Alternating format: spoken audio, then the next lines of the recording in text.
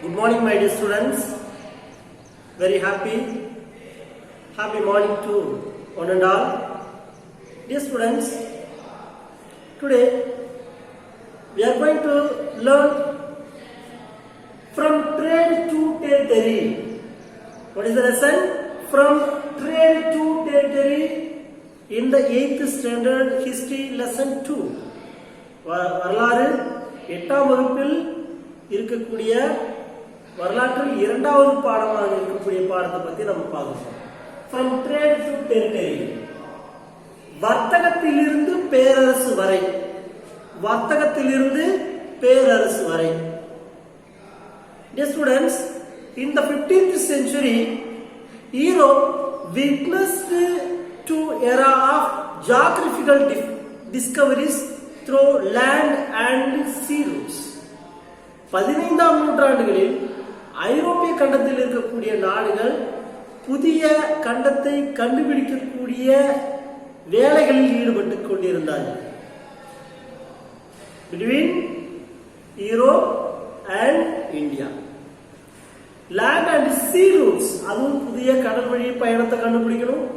So அப்புறம் நிலவழி பயணத்தையும் கண்டுபிடிக்கணும். இந்த ரெண்டு முயற்சிகளில் ஈடுபட்டிருந்தாங்க. In 1498, Vasco da Gama of Portugal discovered a new sea route from Europe to India. 1498ல போர்ச்சுகல் நாட்டை சார்ந்த வாஸ்கோ ட காமா ஐரோப்பிய கண்டத்திலிருந்து இந்தியாவிற்கு வருவதற்கான புதிய கடல் வழியை கண்டுபிடிப்பதில் வெற்றி பெற்றார். And then the main motive behind those of the countries, அந்த நாட்டினுடைய முக்கியமான மோட்டிவ்ஸ் என்ன, நோக்கம் எண்ணம் என்ன அப்படின்னா, maximize profit through the trade, அதிகமா வர்த்தகம் செய்வதன் மூலம் அதிகமான லாபம் அடையணும். and establish their political supremacy, அது மட்டும் கிடையாது, அவர்கள் அரசியலில் பங்கெடுத்துக்கணும், ஆட்சி செய்யணும்ன்ற எண்ணத்தோட இங்க வந்தவங்க. The rule of East India Company in India became effective after the conquest of Bengal. அவர்களுடைய எண்ணம் நிறைவேறியது எப்போ? வங்காளத்தை கைப்பற்றிய பிறகு அவர்களுடைய எண்ணங்கள் அனைத்தும் நிறைவேறியது. The main interest of the company, அவருடைய முக்கிய நோக்கம் in India was territorial and commercial expansion.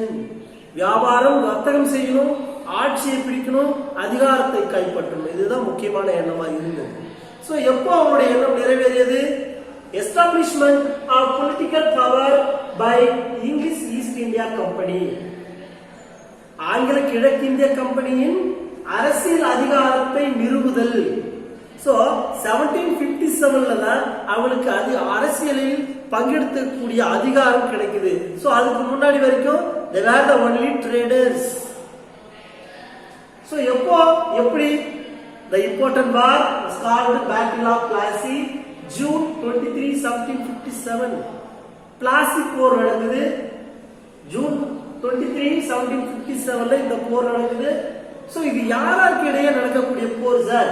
The Nawab of Bengal and the British East Indian Company. வங்காளத்தில் இருக்கக்கூடிய நவாபுகள். அப்போ வங்காளத்தை Bay of Bengal is a province under the Mughals control. முகலாயர்களின் கட்டுப்பாட்டில் இருக்கக்கூடிய ஒரு சிறிய பகுதி பெங்கால். சோ அங்க ரூல் பண்ற கவர்னர் என்னன்னு சொல்றாங்க? நவாப். The Nawab of Bengal. வங்காளத்தை ஆட்சி செய்த நவாபுகள் அங்க இருக்கிறாங்க. சோ பிரிட்டிஷ் ஈஸ்ட் இந்தியன் கம்பெனியும் இங்க ஆல்ரெடி ட்ரேட் பண்ணிட்டு இருக்காங்க. Some of the places they were established factories. நிறைய தொழிற்சாலை நிறுவுறாங்க. and build their fort. நிறைய கோட்டைகள் கட்டிட்டு இருக்காங்க. And then the Nawab of Bengal, Alivardi Khan, died in 1756. அப்போ வங்காளத்தில் இருக்கக்கூடிய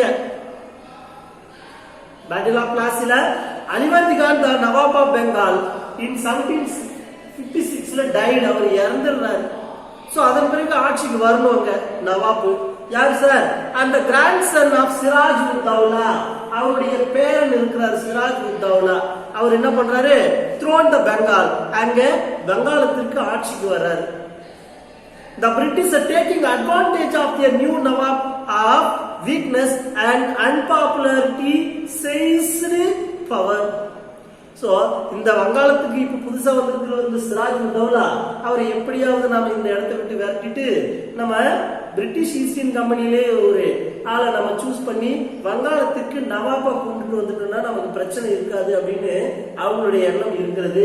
அதுவும் குறிப்பா பிரிட்டிஷ் ஈஸ்ட் இந்தியன் கம்பெனியோட எண்ணமா இருக்குது. Next, the weakness and unpopularity. These are the important point. So, அந்த பிரிட்டிஷ் ஈஸ்ட் இந்தியன் கம்பெனியில இருக்கக்கூடிய முக்கியமா Robert Clive and the traders எல்லாருமே அப்படிதான் நினைக்கிறாங்க. சோ புதுசா வந்திருக்கிறாரு, அவரு ரொம்ப வலிமையற்றவரா இருக்கிறார். வீக்னஸ் அண்ட் அன்பாப்புலாரிட்டி, அது மட்டும் இல்ல அவர் புகழ் வாய்ந்தவரா கிடையாது. சோ இதை பயன்படுத்தி நாம நம்மளுடைய ஆட்சி அதிகாரத்தை கொண்டு வருவோம் நினைக்கிறேன். The policy of Nawab. What is the policy of Nawab? அவருடைய கொள்கைகள் என்ன? Revenue, trade and forts.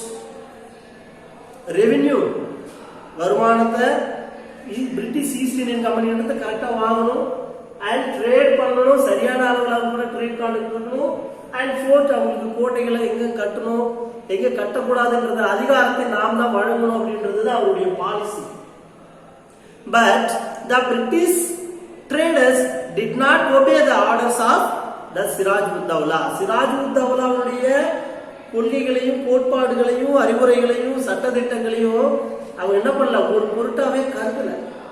So அவங்க விருப்பத்துக்கு அவங்க ட்ரேட் பண்றாங்க, ட்ரேட மிஸ்யூஸ் பண்றாங்க, கோட்டைகள் கட்டிக்கிட்டே இருக்கிறாங்க, சில பிரச்சனைகள் இங்க ஏற்பட்டுக்கிட்டே இருக்குது.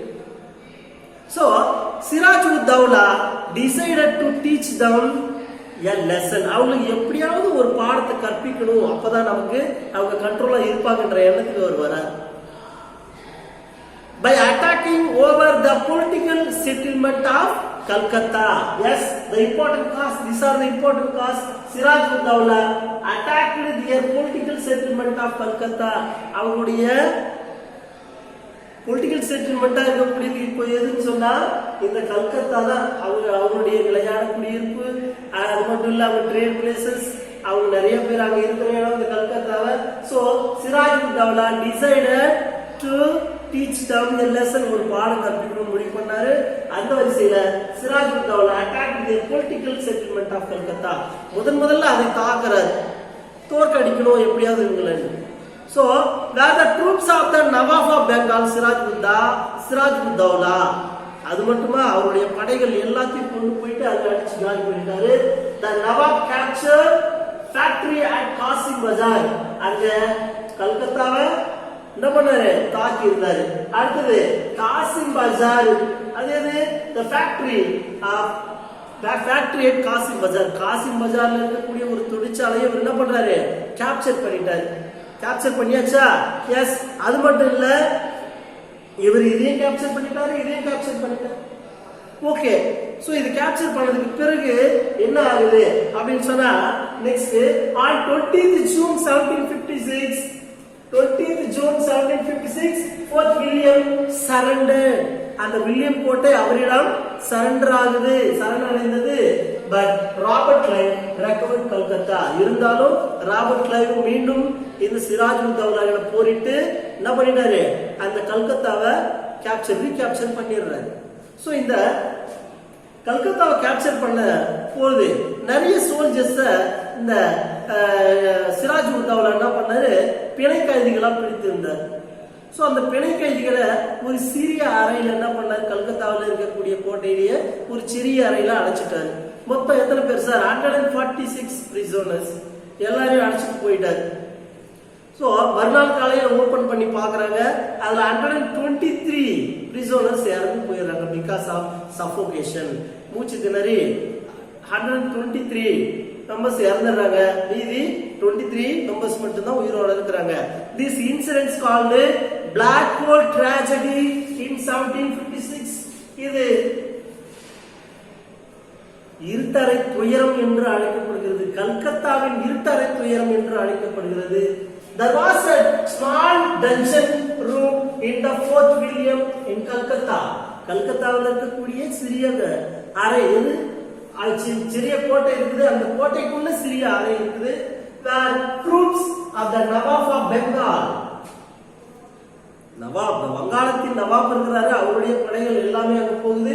குறிப்பா சிராஜ் உத் தௌலாவுடைய படைகள் killed 146 prisoners of war for one night. கிட்டத்தட்ட 146 பேர் பிணைக்கைதிகளா பிடிச்சு என்ன பண்ணியிருந்தாங்க, அங்க கல்கத்தாவில் இருக்கக்கூடிய கோட்டையில ஒரு சிறிய அறையில, டஞ்சன்ல சிறிய அறைன்னு சொல்லுவோம், டஞ்சன். சோ அங்க அடைச்சாச்சு. Next day morning when the door was opened, மறுநாள் காலையில அந்த டோரை ஓபன் பண்ணி பார்க்கும் பொழுது 123 of the prisoners found dead because of suffocation. அதுல 123 பேர் மூச்சு திணறி அங்கே இறந்து இருக்கிறாங்க. This incident called the black hole tragedy. The black hole tragedy, இருட்டறை துயர சம்பவம் என்று அழைக்கப்படுகிறது. The English East India Company forces under Robert Clive defeated the forces of Siraj ud-Dawla. So இருந்தாலும் அந்த ராபர்ட் கிளைவ் மனம் தளராம the English East Indian Company, ஆங்கில கிழக்கிந்திய company forces, அவருடைய படைகள் எல்லாமே, அதுவும் குறிப்பா அண்டர் ராபர்ட் கிளைவ் தலைமையில defeated the forces of Siraj ud-Dawla, Siraj உத்-தௌலாவினுடைய படைகளை தோற்கடித்தது.